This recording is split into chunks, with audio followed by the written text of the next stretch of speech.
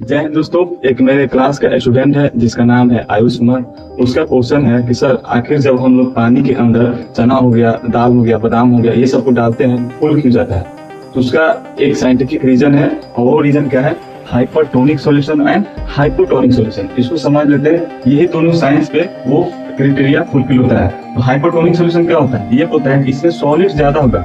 Solid मतलब solid वाला portion ज्यादा होगा। ये 5-6 का कंसेप्ट है। सॉलिड उसको बोलते हैं जिससे सॉलिड का मात्रा ज्यादा होगा। सॉलिड का मतलब हो सकता है साल्ट हो गया, शुगर हो गया, ये सब ज्यादा होगा।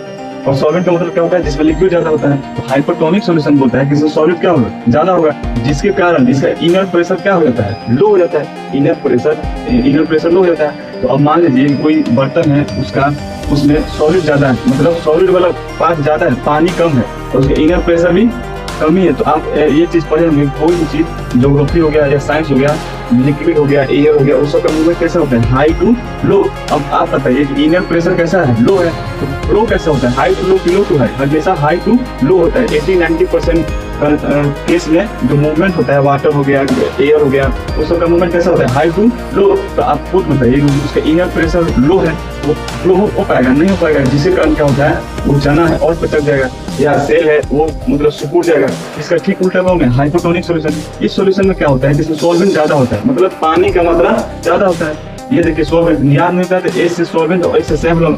सेवलम कैसा होता है? लिक्विड होता है। इसमें लिक्विड ज्यादा होता है, जिसके कारण इसका बाहर वाला प्रेशर क्या होता है? बहुत ज्यादा होता है। बाहर का प्रेशर ज्यादा होता है। और मान लीजिए कोई कंटेनर है, उसमें पानी है, उसमें आप चना रखें, तो बाहर का प्रेशर कैसा है? हाई है और अंदर का प्रेशर लो है। तो मान लीजिए कि आप चना रखें, बादाम रखें, दाल रखें, तो मूवमेंट कैसा होगा? हाई टू लो होगा। ये पहले से सूखा हुआ है, तो जितना भी पानी है किसके अंदर चला जाएगा? ये चना हो गया या बादाम के अंदर चला जाएगा, जिसके कारण ये चना क्या होता है? फूल जाता है।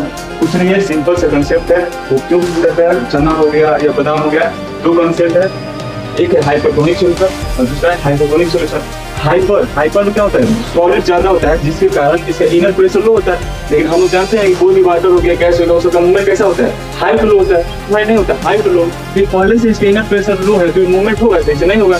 यानी और जितना भी मतलब हेल्दी सेल होगा और मतलब सूख जाएगा, पचक जाएगा। लेकिन हाइपोटोनिक में क्या होता है? सॉलिड ज्यादा होता है, इसके कारण इसका आउटर प्रेशर क्या होता है? हाई होता है। अब मान लीजिए आप इसमें चना रखे हैं, वो सूखा हुआ था, बाहर हाई प्रेशर है, हाई कहाँ जाएगा? लो। जिसके कारण जितना भी पानी है इस चना के अंदर इंटर कर जाता है, जिससे चना क्या होता है? फूल जाता है। और ज्यादा इंटर करेगा तो चना हो सकता है कि फट भी जाता है। यही बायोलॉजी में आप लोग पढ़े होंगे कि जब सेल को हाइपोटोनिक सॉल्यूशन में रखते हैं तो सेल क्या होता है? फट जाता है। क्यों फट जाता है? फूल जाता है। हाई टू लो, जितना भी पानी उसमें इंटर कर गया। तो बस इतना ही। अगर आपका कुछ डाउट है तो कमेंट में बताइए, उस डाउट को मैं यहाँ